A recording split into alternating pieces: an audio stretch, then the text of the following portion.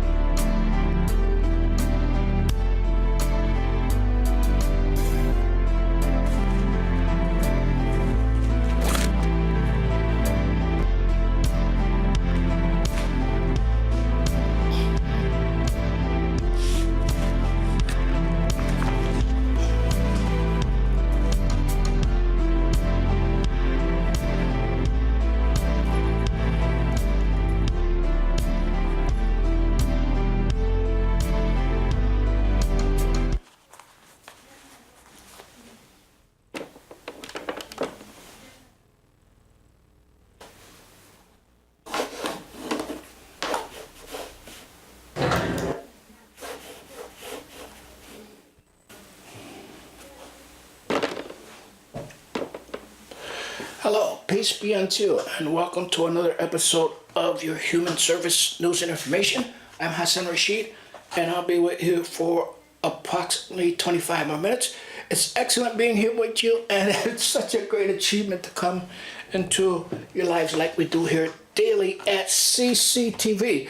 Okay, I'd like to bring your attention to something that's going to transpire later on in the month.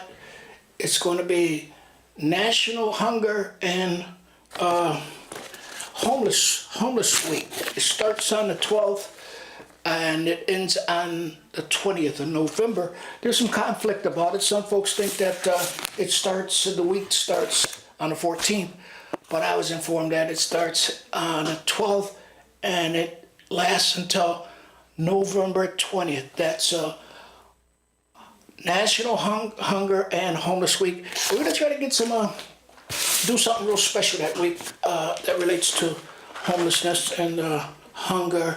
We're going to try to invite some people in and give a little presentation or a little talk on hunger or homelessness. Okay, once again, I'm Hasson Rashid.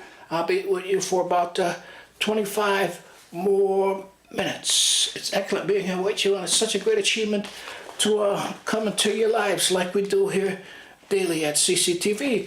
Okay, that video was just some footage of the Cambridge area, mostly around the Charles River. So we're gonna try to get back to that. I like that video, and especially this time of year.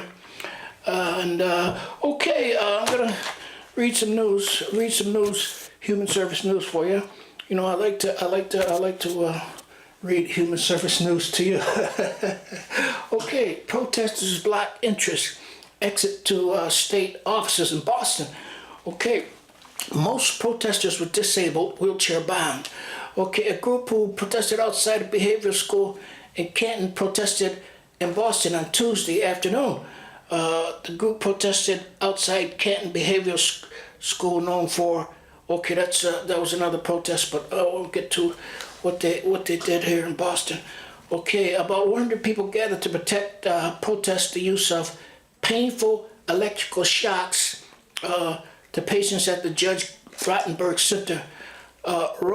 Center in Canton. Okay, that was about I think it was I don't know, was that yesterday or was it the day before? I heard about that, but that was in Canton, but I gotta get to Boston. Okay, state police said about 200 protesters organized the ADAPT, gathering in the lobby and blocked entrances and access to 1 Ashburton Place across the street from the Massachusetts State House. The protesters, mostly people living with disabilities, were chanting, "We are people," in the lobby. Okay, we are people, and they were chanting in the lobby during the protest. State police did issue about 60 summons for trespassing. Okay, 1 Ashburton Place houses the Massachusetts Department of Public Safety along with the Office of Secretary of the Commonwealth. That's William Galvin. On Monday, ADAPT blocked the entrances at the Judge Rottenberg Center in Canton. The group was protesting the use of electric shock therapy in the center. Organizers told the media that a dozen people were on the 11th floor at the Office of Secretary of Health and Human Services, Mary Lou Sutters. And they said members met with her but were not satisfied with what they heard and are protesting over a need for funding for the disabled. The group is demanding Secretary Sutters negotiate the implementation of a community first choice option which allows people with disabilities to live independently in their homes and not in institutions. Okay, Johnson name, there's a gentleman named Johnson, Philip Johnson, a former state and federal official, has been named a trustee at the FDR, that's Franklin Delano Roosevelt Library in Hyde Park. That's Hyde Park, New York, okay? Former federal state office official Philip Johnson has been named a trustee of the Franklin Delano Roosevelt Library and Museum in Hyde Park. The board is charged with ensuring that the legacy of the nation's 32nd president is preserved and accessible to the public for generations to come. Johnson said he is honored and humbled to have been named to the board. But both Franklin and Eleanor Roosevelt had a great impact on our nation, and their legacy moved me to work in the health and human service field. Okay, they created our social safety net for the poor, the disabled, children, and seniors. The library mission reminds us that we need to work tirelessly to continue protecting Deal's program today. So you're saying, I'm reading this about this promotion of Mr. Johnson in New York, Hyde Park, New York. How does that relate to Massachusetts? Well, Mr. Johnson served as a state legislator and later as Massachusetts Secretary of Human Services. A former chairman of the Democratic State Committee, he also served as New England's administrator of the U.S. Department of Health and Human Services. He is the founder and president of the Communications and Public Affairs counseling firm Philip W. Johnson Associates. So on behalf, so I extend my congratulations out to Mr. Johnson also, okay? Okay, alrighty, okay.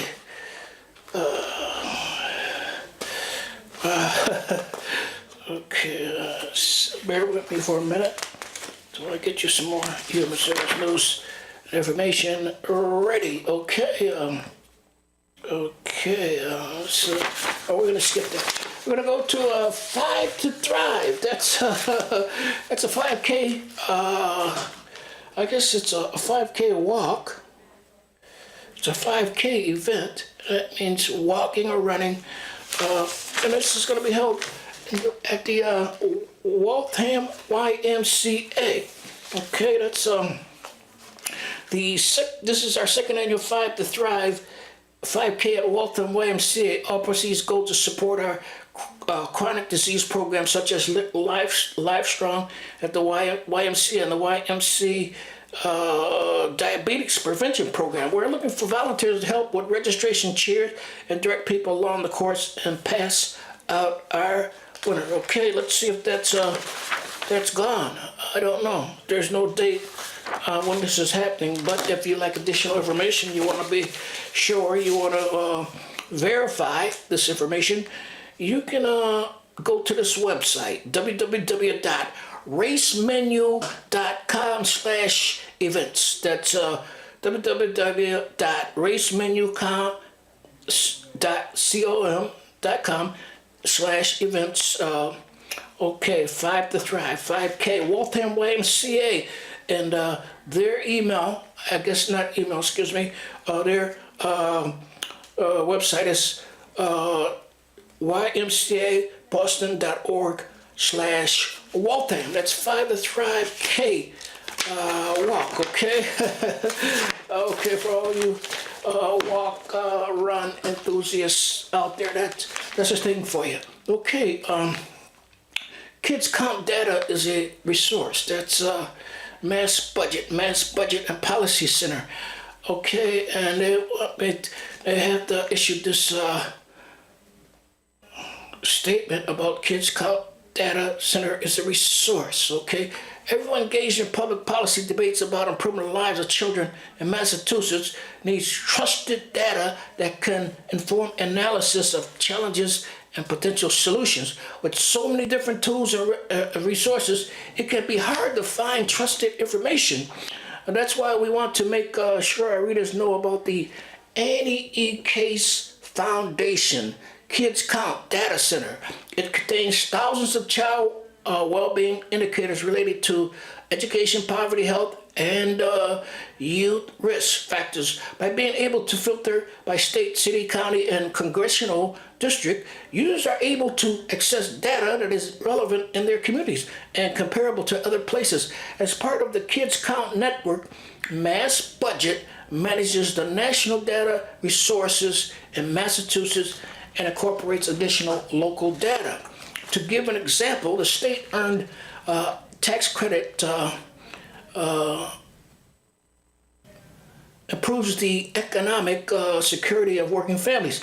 The EITC raises the after-tax income of over 400,000 low-wage workers and their families. 13% of all tax filers in Massachusetts, those who benefit are mostly working parents. It also helps a similar number of other low-wage workers. The Kids Count Data Center makes it easy to see how many tax filers benefit from EITC. That's the Earned Income Tax Credit in each city and town in the Commonwealth. With a few clicks, you can also map the share of flyers that receive EITC. So for that function, you're going to have to go to, let's see if we got some website information here.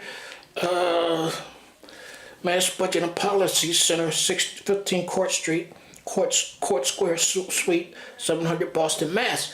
No, there's no website, but there's an email here. There's an email from a gentleman by the name of Noah Berger. So if you like additional information, you can contact Noah Berger. That's NBERGER at massbudget.org. Okay, that's Kids Count Data Center and all those other things that I was just reading to you. And if you're interested in any of those things, you can contact, once again, Noah Berger, NBERGER at massbudget.org. Okay, that's all right. Okay, CHAPA. Okay, you know, a lot of you folks out there know what CHAPA is. That's a CHAPP acronym, CHAPA, CHAPA. That's the Citizen Housing and Planning Association. I want me to remind you that on November 21st, from 9:30 to 11 p.m., they're having their Public Housing Committee meeting. Okay, This is an announcement for the next meeting of the Champa's Public Housing Committee on Monday, November 21st, 2016 from 9:30 to 11 a.m. hosted at the Champa office. Since we're on housing issues, housing news, or concerns here, I just want to thank all of you who voted me into re-election on the Alliance of Cambridge Tenants, okay, Board of Directors of the Alliance of Cambridge Tenants, and I thank all of you who made it possible for me to resume my seat on the board at the Alliance of Cambridge Tenants. Okay, let's get back to this Champa Housing Planning Association, their Public Housing Committee meeting, okay? Okay, this is, at the meeting, Champa will host Susan Conley from Massachusetts Housing Partnership and DHCD. At DHCD, Susan is Special Assistant to the Undersecretary where she works on public housing programming, specifically the Partnership to Expand Housing Opportunity Program, okay?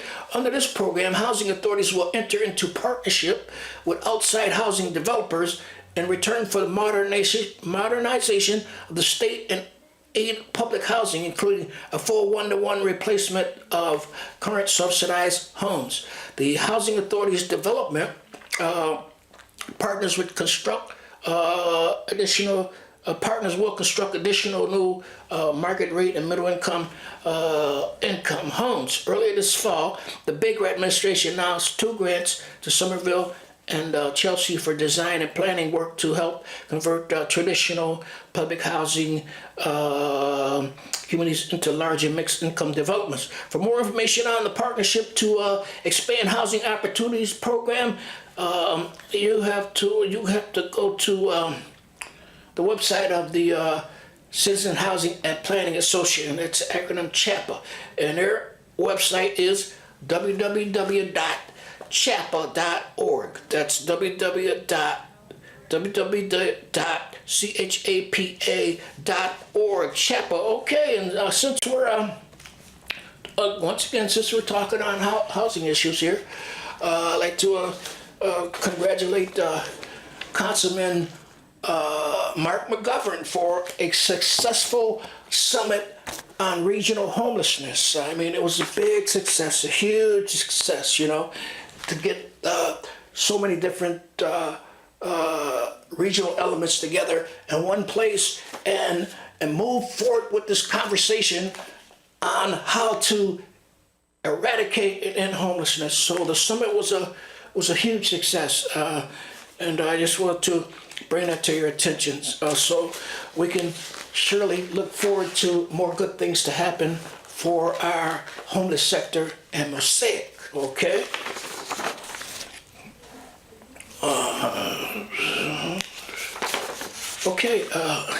Since we're out, I got a few more things about housing here.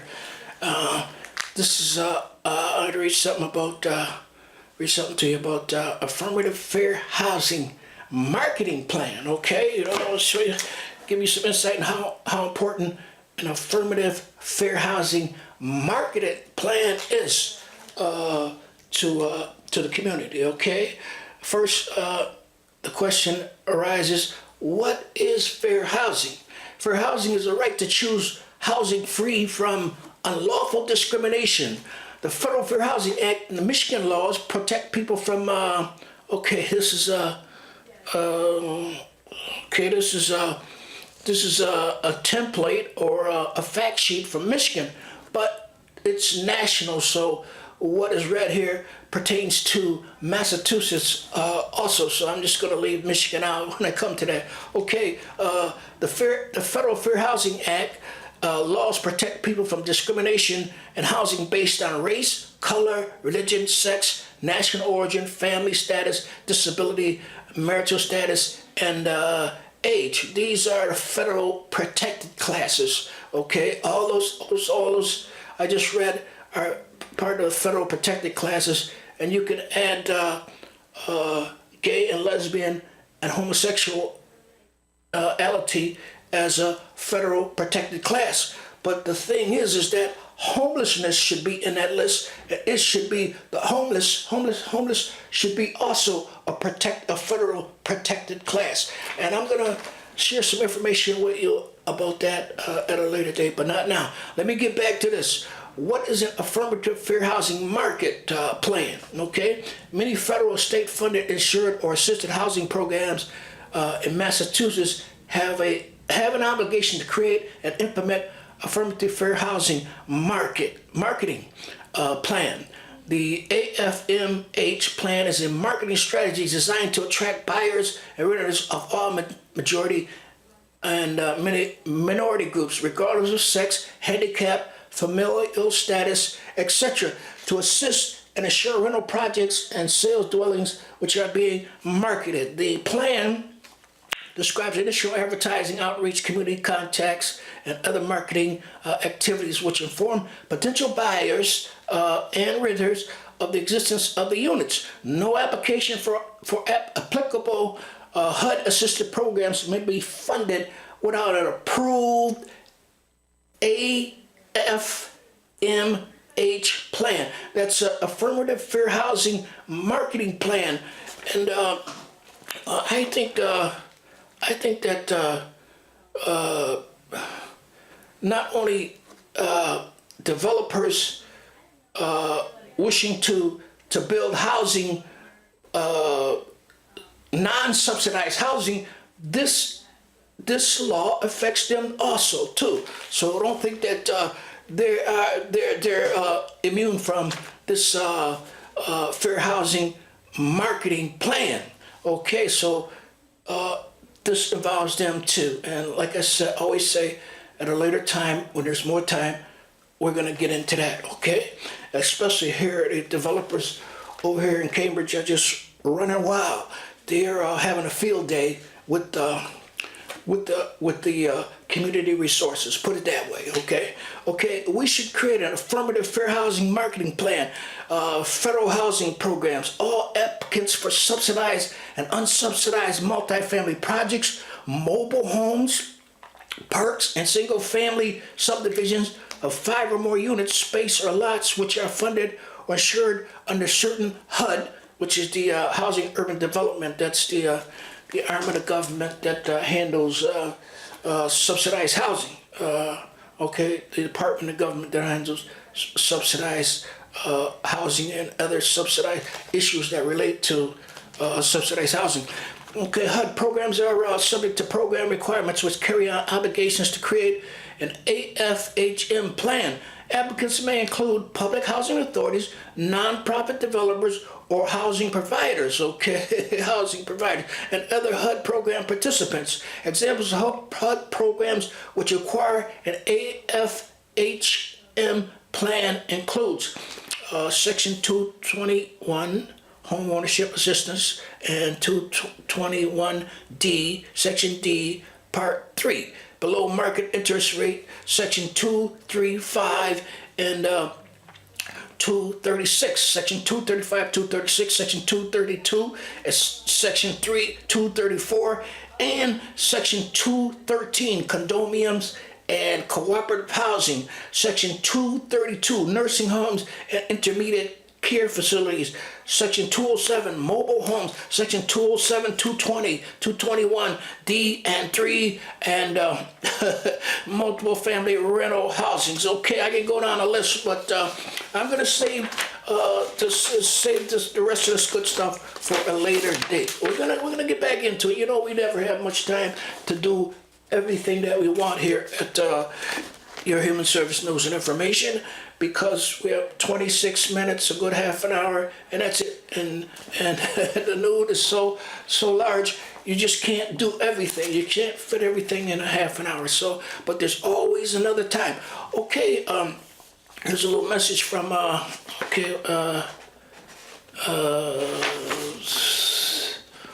homeless clients, addresses, and shelters, okay? Homeless clients are some of the most vulnerable clients and sometimes face challenges not often experienced by our other clients. Okay, this is the blurb, the group called the Blurb, BLURB, and this is a message on homelessness, homeless clients, addresses, and shelters, okay? So this is something they want me to get out there. Okay, today let's look at one challenge faced by some of our homeless clients. Sometimes a client who is homeless is just unable to provide a mailing address. Remember, we are required to assist homeless clients to identify that critical mailing addresses, since mailing addresses can take many forms. Ask the client, can she provide the address of a friend, relative, authorized or representative, or a shelter where they could receive department mail? When all other options have failed, case managers may offer the use of addresses of the TAO. Okay, that's another acronym that I'm not too familiar with, okay? Okay, the 2TAO form. Okay, another question that often arises in conjunction with the topics of mailing addresses for homeless clients is if a client is receiving meals from a shelter or reside in a homeless shelter, are they eligible for SNAP benefits? Yes, homeless clients do qualify for SNAP benefits even if they are staying at the shelter and receiving free meals on a regular basis. If otherwise eligible, residents of public and private nonprofit homeless shelters must not be denied. For more information, please see Federal Law 106 CMR 361 240 section B, part 5. Okay, that's gonna do it, but I wanna tell you one more time that I guess during the week of the 12th of November to the 20th, it's National Hunger and Homelessness Week. So we're gonna try to get something appropriate and to honor that week or celebrate that week right here on your Human Service News and Information. I'm Hasson Rashid, and you know it's always excellent being here with you, and it's such a great achievement to come into your lives like we do. So until next time, I'd like to remind you or advise you or encourage you